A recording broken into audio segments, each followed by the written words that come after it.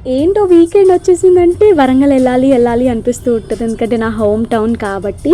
And నేనైతే almost 8:30కి అట్లా start అయిపోయినా, 12కి అట్లా రీచ్ అయినా అమ్మమ్మ వాళ్ళ ఇంటికి వెళ్ళేసి. ఇంకా పొద్దున్న లేవగానే మా మాస్టర్ వాళ్ళ స్టూడియోకి వెళ్ళిపోయాను అనమాట. ఆల్మోస్ట్ 6 months అవుతుంది నేను వెళ్ళక. సడన్గా నాకు వెళ్ళగానే తెలిసిన విషయం ఏంటంటే వాళ్ళకి కాంపిటీషన్స్ ఉన్నాయన్నమాట. ఇంకా వాళ్ళైతే ప్రాక్టీస్‌లో మునిగిపోయారు. సో, వాళ్ళ పర్ఫార్మెన్స్ జస్ట్ ప్రాక్టీస్ పర్ఫార్మెన్స్ చూసిన తర్వాతనే ఇంకా నాకు మాటలు రాలేదు. ఎందుకంటే చాలా నచ్చింది అండ్ చాలా కష్టపడ్డారు.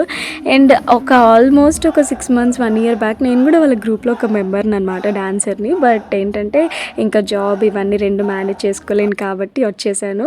ఇంకా ప్రాక్టీస్ సెషన్ అంతా అయిపోయిన తర్వాత మాస్టర్ వాళ్ళ ఇంటికెళ్ళేసి లంచ్ చేసాము. మాకు లంచ్ ప్రొవైడ్ చేశారు. సో, ఇంకా అందరం అలా కలిసి భోజనం చేసాము. అండ్ ఫుడ్ అయితే చాలా చాలా టేస్టీగా ఉంది. ఇంకా ఆ తర్వాత అందరం కలిసి అంబేద్కర్ భవన్‌కి స్టార్ట్ అయిపోయామన్నమాట. ఎందుకంటే కాంపిటీషన్ అక్కడే ఉండే. వాళ్ళైతే చాలా ఎక్సైట్‌మెంట్ తోటి ఉన్నారు. అండ్ నేను కూడా వాళ్ళ పర్ఫార్మెన్స్ చూద్దాము అని చెప్పేసి అనుకున్నాను. బట్ నాకైతే కుదరలేదు. ఎందుకంటే యాక్చువల్‌గా నేను వరంగల్‌కి వచ్చింది గురు పూజోత్సవం అటెండ్ అవుదాము అని చెప్పి. బట్ అన్‌ఎక్స్‌పెక్టెడ్‌గా తెలియడం వల్ల చూడలేకపోయాను. యాక్చువల్లీ టైం లేకుండే. సో, ఇదన్నమాట స్టేజ్ వచ్చేసరికి అంబేద్కర్ భవన్‌లో. చిన్న పిల్లలు వేశారండి. అస్సలు నేనైతే ఫుల్ షాక్ అయిపోయాను అనమాట. చాలా అంటే చాలా టాలెంటెడ్. అంత బాగా చేశారు అందరూ కూడా. అండ్ మెయిన్‌గా నేను చూసిన 2 పర్ఫార్మెన్స్ నాకు చాలా బాగా నచ్చాయి.